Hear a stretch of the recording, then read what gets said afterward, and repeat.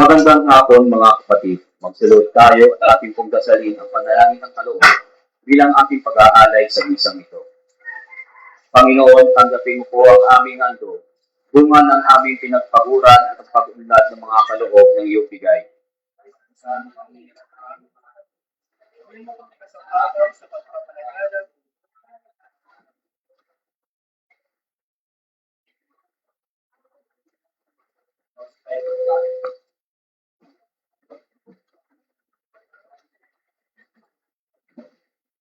Ngayon ay tatlong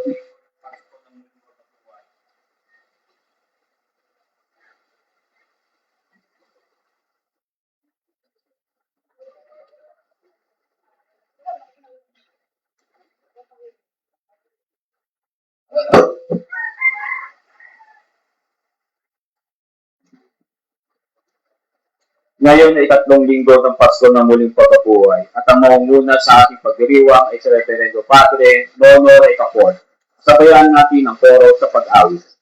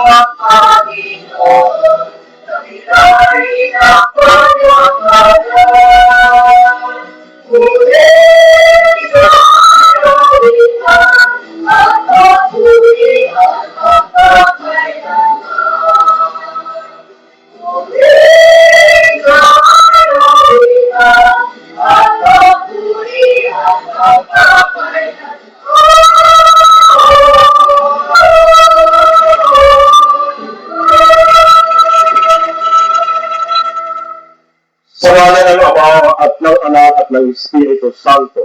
Amen. Ang pagpapala ng ating Panginoong Jesucristo ang pag-ibig ng Diyos Ama at ang pagkikipagkaisa ng Espiritu Santo na naway sumainyong lahat at sumayo rin. Habang nasa daang patungong Emmaus ang dalawang alagad, sila'y nag-uusap tungkol sa mga pangyayaring may kinalaman sa pagpapakasakit, pagkamatay at muling pagkabuhay ni Jesus. Narinig nila ang kwento ng muling pagkabuhay, ngunit nagdududa sila. Ipanalangin natin sa misang ito ang mga taong walang katiyakan sa kanilang buhay pananampalataya. Madama at naranasan na nila si Kristo na muling nabuhay sa tulong ng simbahan, sa pagbabasa ng Biblia at pakikisamo sa Eucharistia. Mga kapatid, aminin natin ang ating mga kasalanan upang tayo maging nakakagumanaw sa banal na pagdiriwang.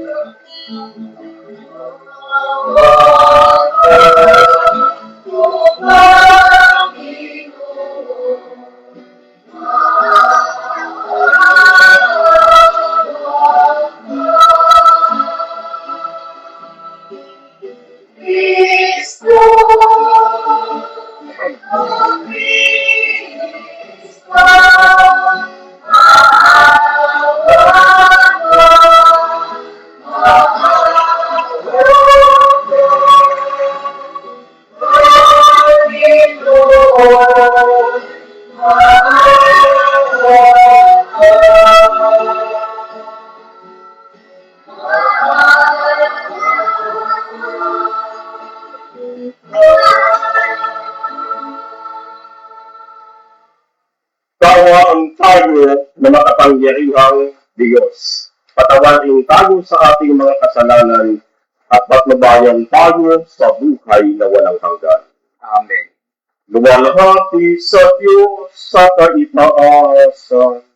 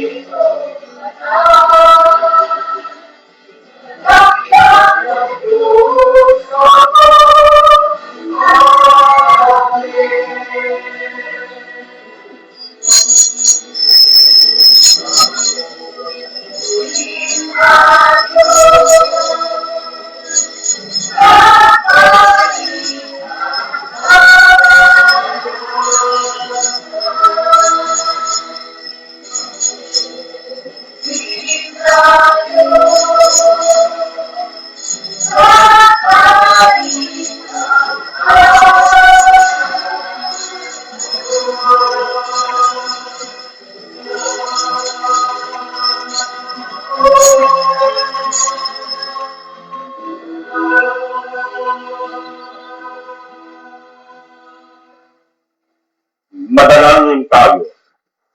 Ang manaling makapangyarihan, lagi nawang maganap ang iyong sambayanan sa pagkakaroon ng bagong kalooban.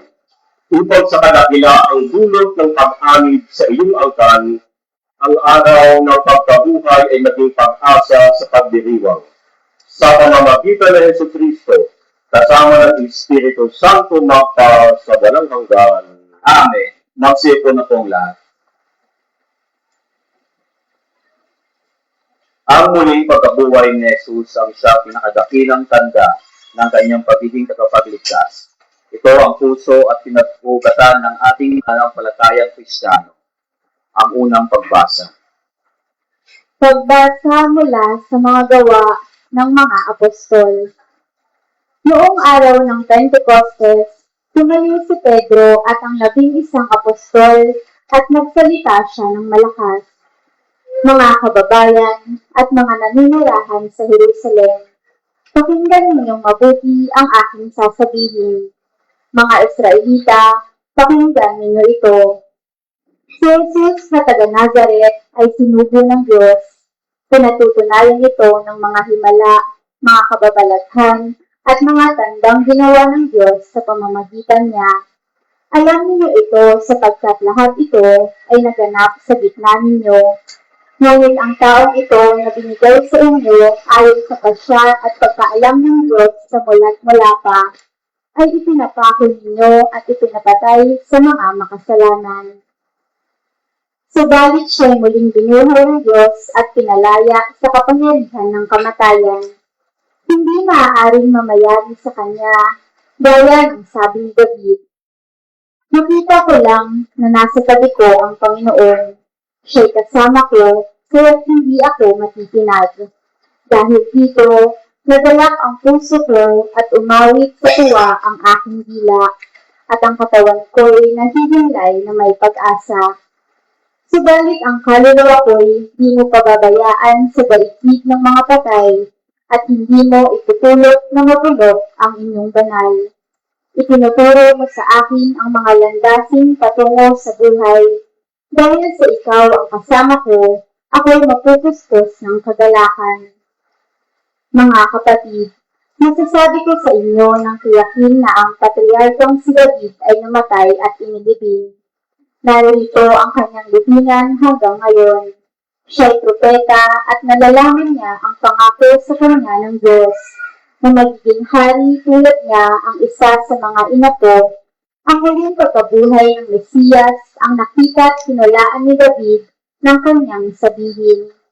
Hindi siya pinababayaan sa daigdig ng mga patay, at hindi pinulot na mapulok ang kanyang katawan. Ito ang si Jesus ay muling binuhay ng Diyos, at saksi kaming lahat sa bagay na ito. Nang itaas siya sa kanan ng Diyos, tinanggap niya sa kanyang Ama ang ipinangako Espiritu Santo, at ito'y ipinagkaloob sa amin, tulad ng inyong nakikita at naririnig ngayon. Ang salita ng Diyos. Salamat sa Diyos. Ituro mo ang landasing ng buhay kong hahantungin. Ituro mo ang landasing ng buhay kong aantuin. O Diyos, ako'y ingatan mo, ingatan ang iyong lingkod. Ang hangad ko ay maligtas, kaya sa iyo tumutulog. Ito'y aking Panginoon, ang wika ko sa aking Diyos. Kabutihang tinanggap ko ay ikaw ang nagkaloob. Ikaw lamang, Panginoon, ang lahat sa aking buhay. Ako'y iyong tinutugon sa lahat kong kailangan. Ituro mo ang landasing ng buhay kong aantuin. Pinupuri ko ang poon na sa akin ay patnubay. Kahit gabi, biro niya ang sa akin umaakay. Nababatid ko na siya'y kasama ko oras-oras. Sa piling niya, kaya may hindi ako matitinag. Ituro mo ang landasing ng buhay kong aantuin. Kaya't ako'y nagdiriwang, ang diwa ko'y nagagalak. Ang lagi kong nararamdamay, hindi ako matitinag. Pagkat di mo tutulutang, ang mahal mo ay magalak sa balon ng mga patay, upang doon ay maagnas. Ituro mo ang landasing ng buhay kong aantuin. Ituturo mo ang landas ng buhay na hahantungan. Sa piling mo'y madarama ang lubos na kagalakan. Ang tulong mo'y nagdudulot ng ligayang walang hanggan. Ituro mo ang landasing ng buhay kong aantuin. Ang ating pananampalatayang Kristiyano ay nakasalig at natagpuan kay Jesus na namatay at muling nabuhay. Sapagkat totoo ang ating sinasampalatayan, hindi tayo dapat paghinaan ng loob sa pagpapayag ng ating pananampalataya. Ang ikalawang pagbasa. Pagbasa mula sa unang sulat ni Apostol San Pedro. Mga pinakamamahal ko, walang itinatanggi ang Diyos. Pinahahalagahan niya ang bawat isa ayon sa mga gawa nito. At yamang tinatawag niyo siyang Ama, igalang niyo siya habang kayo'y nabubuhay. Alam ninyo kung ano ang tinubos sa inyo sa walang kabuluhang pamumuhay na inyong minana sa inyong mga magulang. Ang tinubos sa inyo'y di mga bagay na nasisira o nauubos, paris ng ginto at pilak, kundi ang buhay ni Kristo ang inihain sa Kanya Siya ang korderong walang batik at kapintaas ng inilalaga siya ng Diyos sa gawa nito bago pa nilikha ang daigdig. At alang-alang sa inyo, ipinahayag siya bago sumapit ang katapusan ng mga panahon. Dahil sa Kanya, nanalig kayo sa Diyos na sa Kanya'y muling bumuhay at nagpangaral. Ano pat ang inyong pananampalataya at pag-asa ay nasa Diyos. Ang salita ng Diyos. Salamat sa Diyos. Magsitayo na po ang lahat.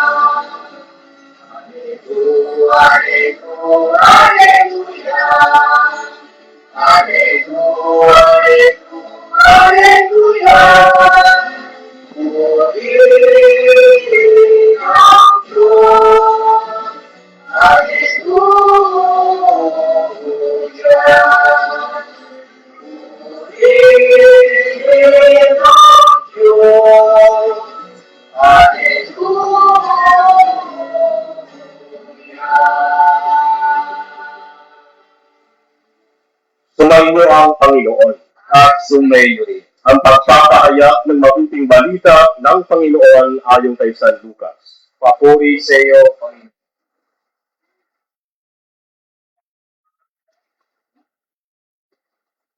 Nang linggo din iyon, ang dalawa sa mga alagad ay patungo sa isang nayong tinatawag na Emmaus. May 11 kilometro ang layo sa Jerusalem. Pinag-uusapan nila ang mga pangyayari.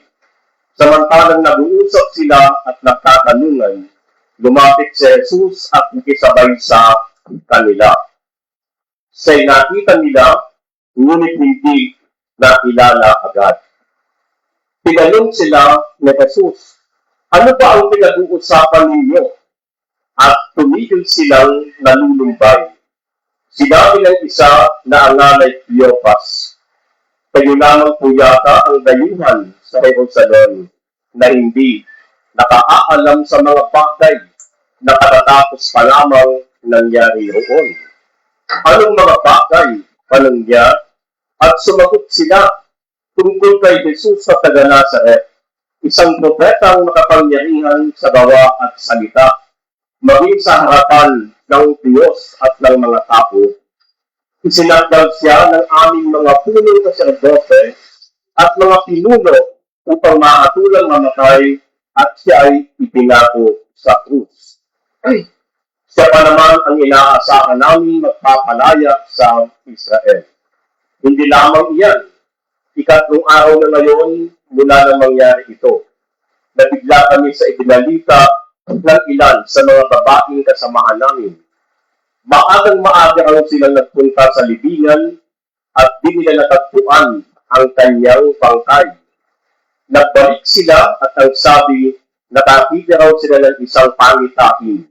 Mga anghel na nagsabing, buhay si Jesus. Pumunta rin sa libingan ang ilan sa mga kasamahan namin at kayon nga ang natagpuan nila, ngunit hindi nila nakita si Jesus. Sinabi sa kanila ni Jesus, kayo hahangal ninyo. Ano't hindi ninyo mapaniwalaan ang lahat ng sinabi ng mga propeta? Hindi ba't ang Mesiyas ay kailangang magbata ng lahat ng ito bago niya kamtan ang kanyang marangal na katayuan? At ipinaliwanag sa kanila ni Jesus ang lahat ng nasasaad sa kasulatan tungkol sa kanyang sarili, simula sa mga aklat ni Moises hanggang sa sinulat ng mga propeta. Malapit na sila sa nayong kanilang patutunguhan at si Jesus ay waring magpapatuloy pa ng lakad. Ngunit siya'y pinapapigil-pigil nila. Tumuloy na po kayo rito sa amin, Amila, sapagkat palubog na ang araw at dumidilim na. Kaya sumama nga siya sa kanila. Nang siya'y kasama na nila sa hapag, Dumampot siya ng tinapay at nagpasalamat sa Diyos. Saka pinaghati-hati at ibinigay sa kanila. Nabuksan ang kanilang paningin at nakilala nila si Jesus. Subalit ito'y biglang nawala. At nawika nila, kaya pala gayon ang pakiramdam natin habang tayo kinakausap sa daan at ipinapaliwanag sa atin ang mga kasulatan. Noong di, tumindig sila at nagbalik sa Jerusalem. Lahat kanilang nakakatipon ang 11 at ang ibang mga kasama nila na nag-usap-usap. Muli ang nabuhay ang Panginoon, nakakita kay Simon, at isinalaysay naman ng dalawa ang nangyari sa daan, at kung papaano nila siyang nakilala ng pagati-hatiin niya ang tinapay.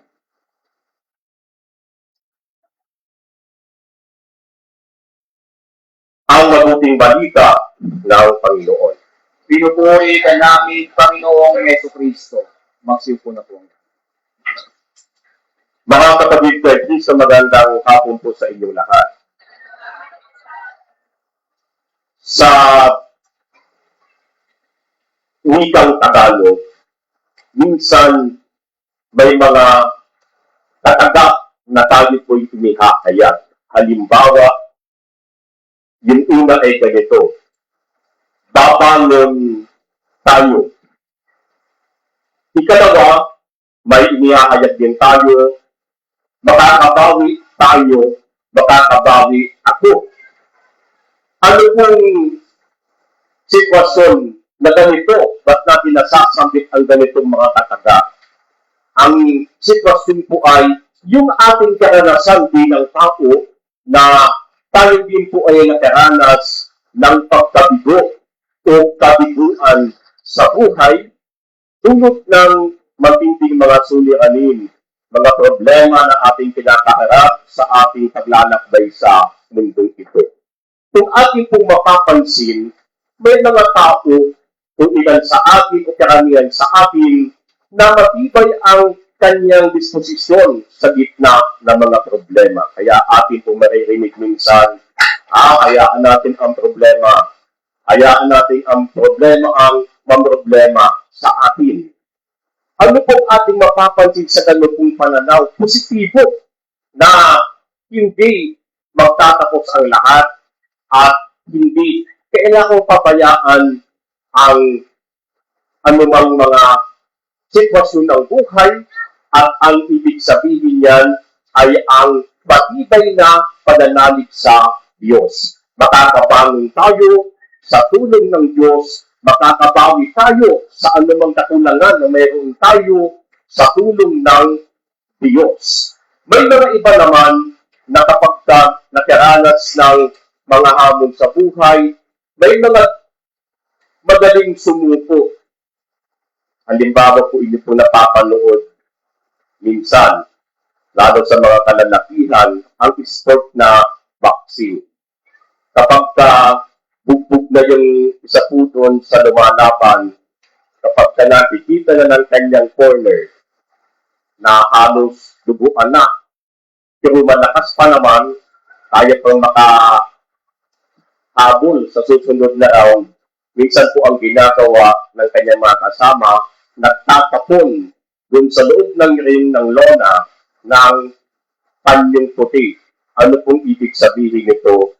Yung po ay, ibig sabihin ay surrender na, suko na, di na magpapatuloy. Sa ating pong buhay, minsan ganun po din, na ayaw na nating magpatuloy, ayaw lang umakbang ng pasulong atin din pinatapon ng ating puting panyo at tanda ng pagsuko. Mga kapatid kay Kristo, habang tayo ay nabubuhay sa mundong ito, katambal ng ating buhay ang mga hamon at pagsubok.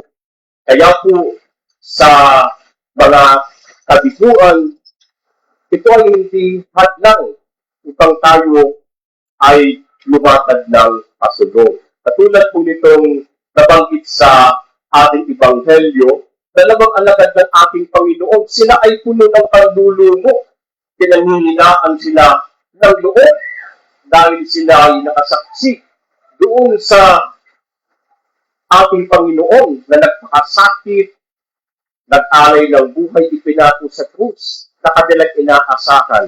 Tumigil lamang kung sa ating pagunita ang atensyon doon sa Biyernes Santo. Kaya kung minsan ating mapapansin, may mga bumibigkas sa kanyang kapwa ng ganito. Ba't ka di maka-smile, di ka makangiti? Parang Biyernes Santo ang iyong aura. O doon lamang tumigil, hindi na nakita yung linggo ng pagkabuhay. Kaya po di po itong dalawang alaga, doon lamang sila nakahintil, tumigil doon sa kanilang nasaksihan na pagdurusan ni Jesus. Subalit, doon kanilang narinig na balitaan ang muling pagkabuhay, doon pa rin pagdududa sa kanilang buhay. Kaya po, sa gitna ng kanilang panlulumo sa kabila, sa gitna ng kanilang paglulumbay, dumating si Jesus. Na tila sila'y susuko na, sila'y sinagip ng ating Panginoon. Ang pangalan ng isa ay Cleopas. At yung isa na alagad ay walang pangalan. At ayon sa mga dalubhasa sa banal na kasulatan, yung isang alagad na walang pangalan ay tumutukoy sa bawat isa sa atin. Tayo ay sinasamahan ni Jesus sa bawat paglalakbay ng buhay. Sa mga pagkakataon na tayo ay susuko na, ang kamay ni Jesus, kanyang umilalapit sa atin at tayo sinasagip at sinasabi sa atin, bumangon ka sa iyong pagkadapa, sasamahan kita. Sa pagkapatuloy ng misa, muli, ito po ating dalangin sa ating Panginoon na sa iba't ibang mga krisis ng buhay, mga hamon ng buhay, huwag tayong panghinaan ng loob. Si Jesus ay ating kamanlalakbay sa landas ng buhay.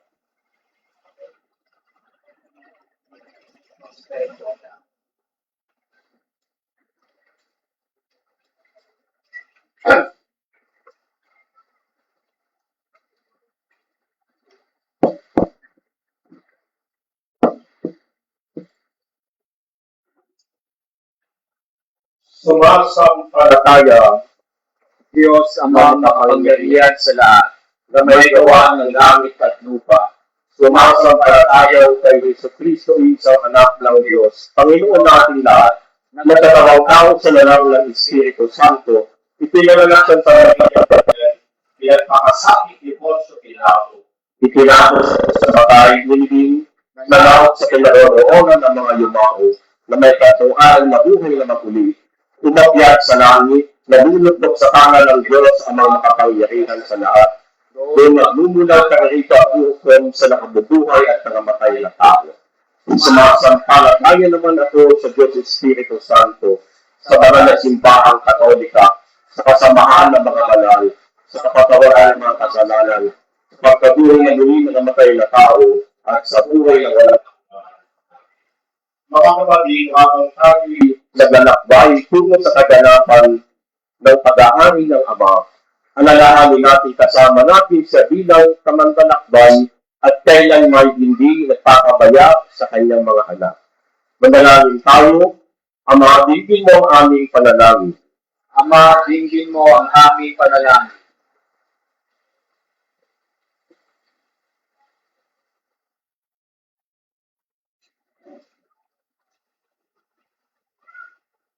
Pagpalain mo ang mga pinuno ng aming simbahan at bansa upang huwag silang mapagod sa paglilingkod sa mga dukha, mga inuusig at mga nasa laylayan ng lipunan.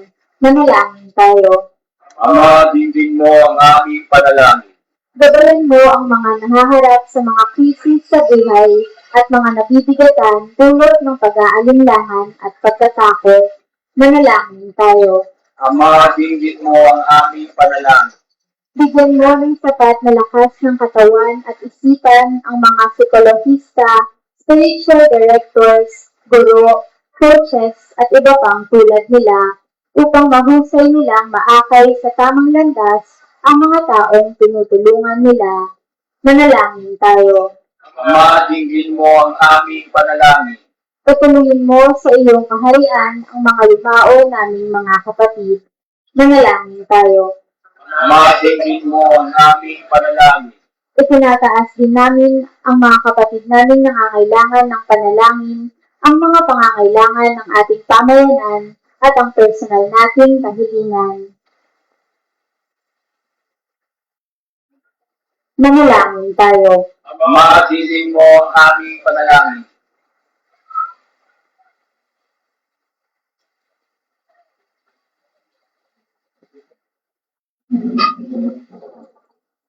Ama naming mapagmahal, patatagin mo ang pananampalataya namin sa iyong anak at aming Panginoon ngayon at kailanman. Amen. Magsiupo na po ang lahat.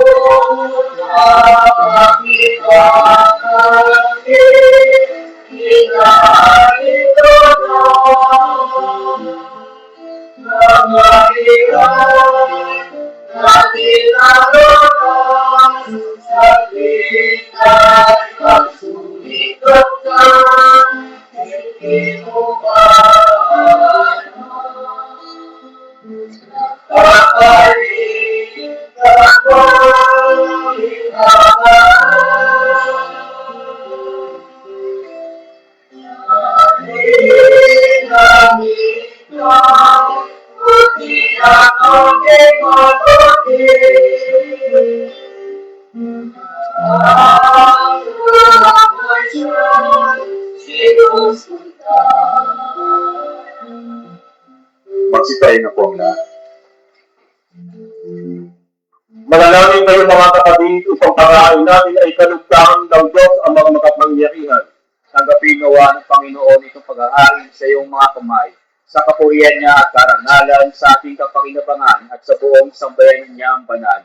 Ama namin lumikha, tanggapin mo ang mga alay ng iyong sambayanang natutuwa. Ang pagkabuhay ng iyong anak na niluog mong aming katuwa ngayon ay papagbungahin mo ng dala na mananatili sa amin habang panahon sa pamamagitan niya kasama ng Espiritu Santo magpa sa walang hanggan. Amen. Sumainyo ang Panginoon. At sumayin niyo rin. Itaas sa Diyos ang inyong puso at diwa. Inaasa namin sa Panginoon. Pasalamatan natin ang Panginoong ating Diyos. Marapat niya siya ay pasalamatan. Ama namin makapangyarihan, tunay ng narapat, ikaw ay aming pasalamatan, na iyong ipinagdiriwang ang pag-ahain ng Mesiyas, ang maamong tupa na tumugo sa aming lahat. Nagahain ka ng rumpay ang anak mong minamahal upang magkasalo-salo ang tanan sa piging ng iyong buhay. Hindi na mamamatay ang inihain sa krus, ang sa krus ipinakoy buhay natin bilang handog. Kaya kaisa ng mga anghel na nagsisiawit ng papuri sa iyo nang walang tumpay sa kalangitan, kami nagbubunyi sa iyong kadakilaan.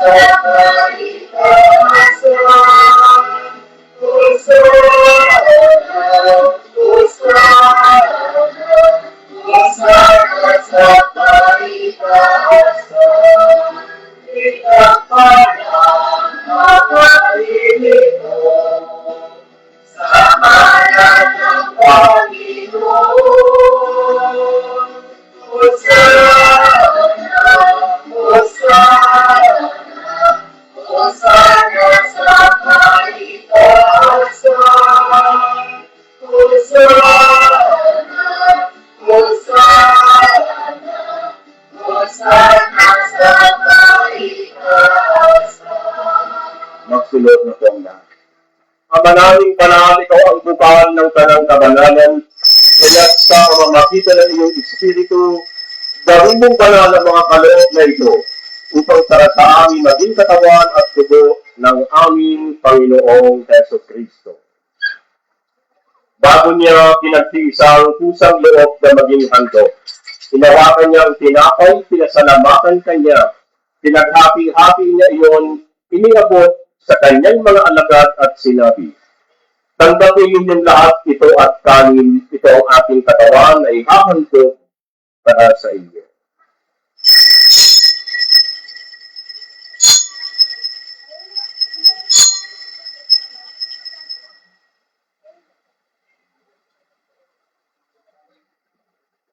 Gayon din naman nung matapos ang hapunan, hinawakan niya ang kamis, muli kanyang pinasalamatan, iniabot niya ang kamis sa kanyang mga alagad at sinabi, "Tanggapin ninyong lahat ito at inumin. Ito ang kamis ng aking dugo ng bago at walang hanggang tipan. Ang aking dugo na ibubuhos para sa inyo at para sa lahat, sa pagpapatawad ng mga kasalanan. Gawin ninyo ito sa pag-alala sa atin."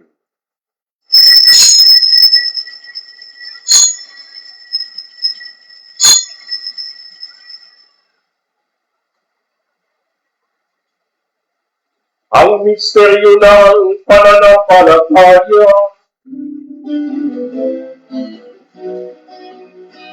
Sa puso at ang kabuhay, aming gusto tunay.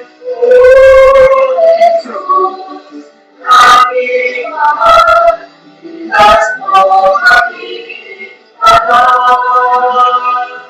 O Jesus, aming mahal, iulat ng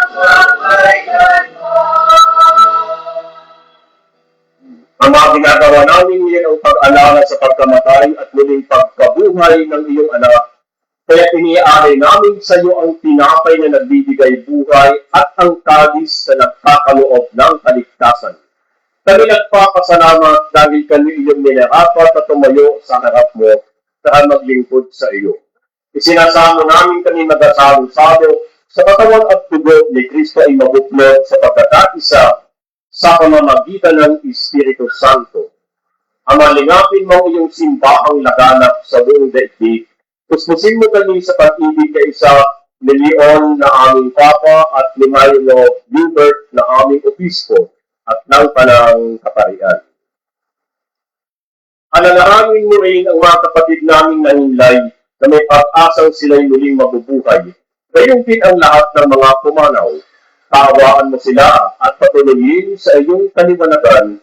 Kaawaan mo at pagindapatin kami lahat na makasalo sa iyong buhay na walang wakas, kaisa ng mahal na Birheng Maria na ina ng Diyos, si San Jose na kabiyak ng kanyang puso, kaisa ng mga apostol at ng lahat ng mga banal, San Agustin, na namuhay dito sa daigdig ng kalugod-lugod sa iyo. May pagdiwang nawa namin ang pagpupuri sa ikararangan mo sa pamamagitan ng iyong anak na aming Panginoong Heso Kristo. Sa pamamagitan ni Kristo, kasama niya at sa Kanya, ang lahat ng parangal at papuri ay sa iyo, Diyos Ama, makapangyarihan, kasama ng Espiritu Santo, magpasawalang hanggan.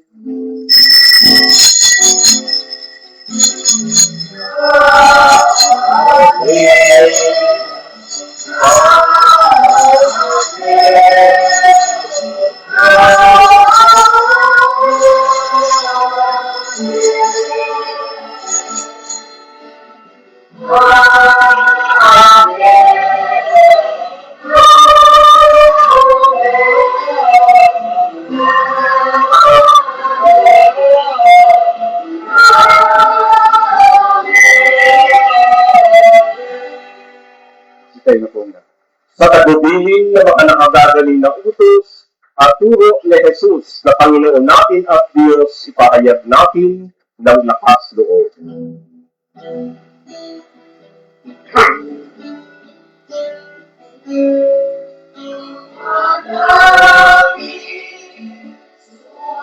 Sa langit ka, sa paligid mo, pagkasabi, ang kaharian mo, sulit ang loob ko. Ito sa lupa, para lang sa langit, bigyan mo po kami.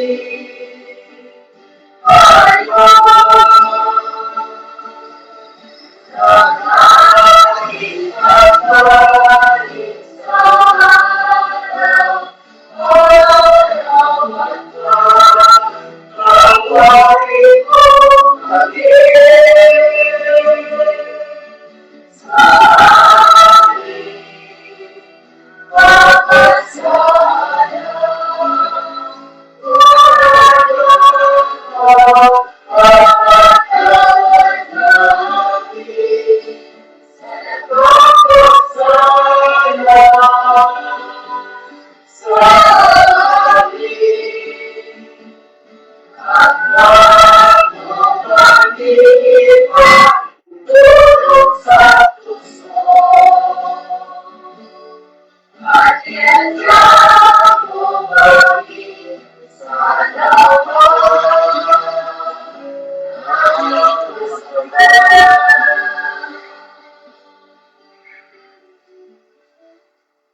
Pinili namin kani adya sa lahat ng masama, pagkalooban ng kapayapaan araw-araw, iligtaw sa kasalanan at ilayo sa lahat ng kapahamakan. Samantalang aming pinananatikan ang dakilang araw ng pagpapahayag ng tagapagligtas namin si Hesus Kristo. sa sa'yo ang kahihiyan, kapangyarihan at kapurihan. Ngayon at magpapakailanman. Ngayon at magpapakailanman. Panginoong Heso Kristo, sinabi ko sa iyong mga apostol, kapayapaan ang iniiwan ko sa inyo, ang aking kapayapaan ang ibinibigay ko sa inyo. Tuwayan ng aming pananampalataya at ang aming pagkakasala. Pagkalooban mo kami ng kapayapaan at pagkakaisa ayon sa iyong kalooban, kasama ng Espiritu Santo magpa sa walang hanggan. Amen. Ang kapayapaan ng Panginoon ay laging sumainyo. At sumainyo. Magbigayan tayo ng kapayapaan sa isa't isa. Peace. Peace. Peace.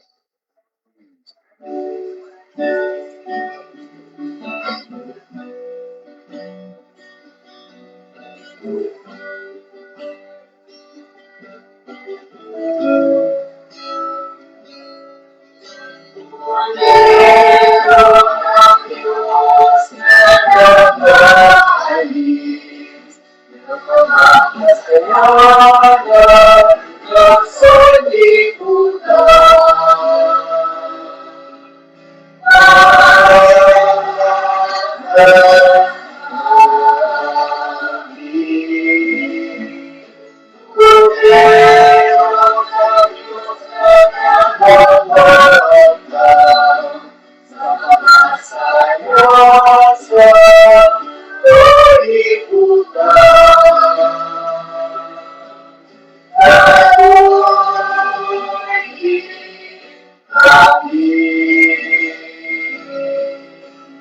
Hallelujah.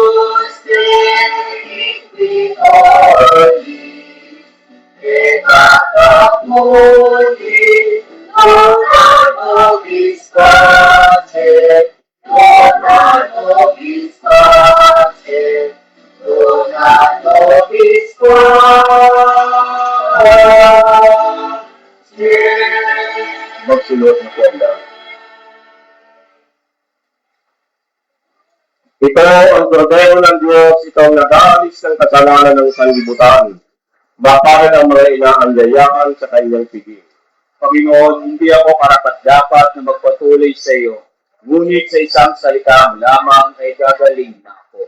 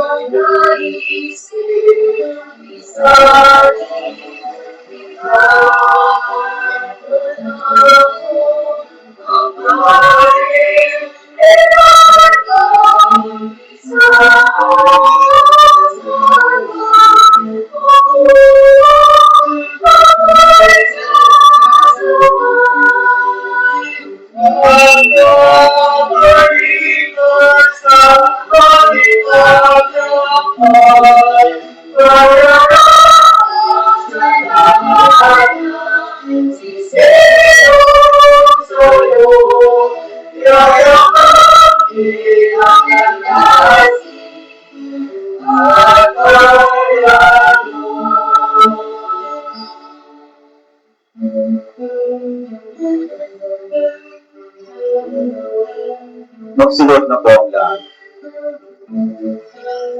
Panalangin para sa kapayapaan sa gitna ng silangan.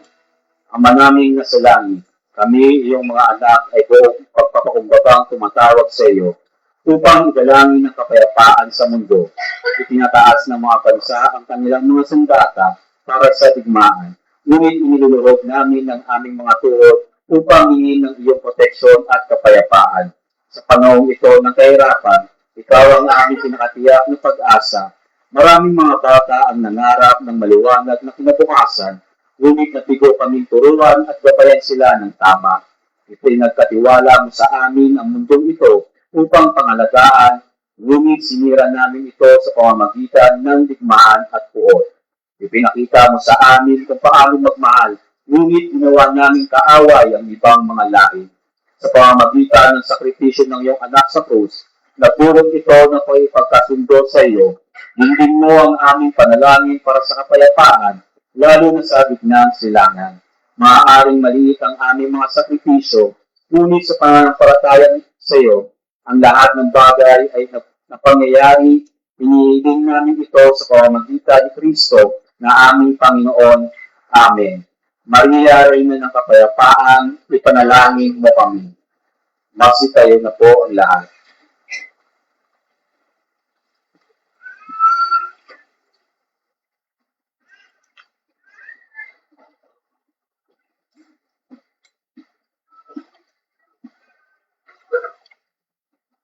Manalangin tayo. Ama naming mapagmahal, tunghayan mo at lingapin ang iyong sambayanan na minarapat mong makinabang sa siging ng pangmagpakailanman. Ipakalob mo kami maluwalhating makarating sa pagkabuhay na magtatampok sa amin sa iyong piling sa pamamagitan ng Hesus Kristo kasama ng Espiritu Santo magpa sa walang hanggan. Amen. Ating pong pasalamatan ang mga sumusunod ng ating liturgical servers, mass commentator, lector, extraordinary minister of the Holy Communion, choir, Mother Baptist Guild, greeters and collectors ministry, technical assistance sa ating pong coverage, at sa ating sponsoring family, at sa ating pong parishioners na direct ngayon. Salamat sa inyong lahat at gayon din ating pasalamatan ng ating Acolytes Altar servers. Maraming salamat.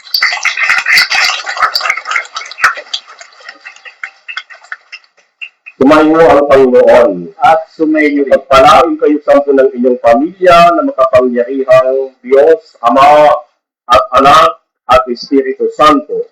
Amen. Tumayo kayo sa kapayapaan ni Kristo. Salamat sa Diyos.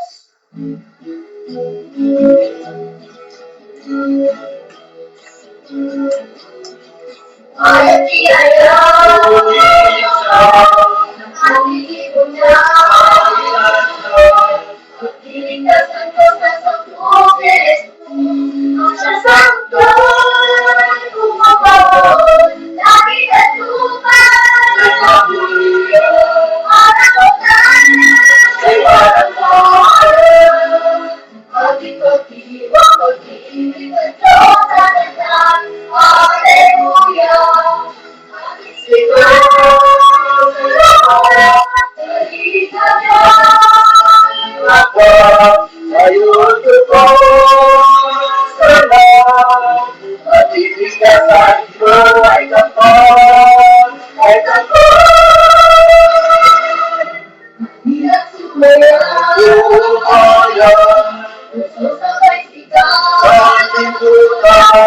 Ang bayan kaya ang isinigin ang isli. Liwanag ng Diyos, sumahagi. Lagi ng lupa, Ay patuloyan, ay kapaglalan. Ating pag-ibig, pag-ibig ng Diyos sa ganyan. Sa tanong, ating pag-ibig, pag-ibig ng Diyos sa ganyan. Hallelujah, Hallelujah, Hallelujah.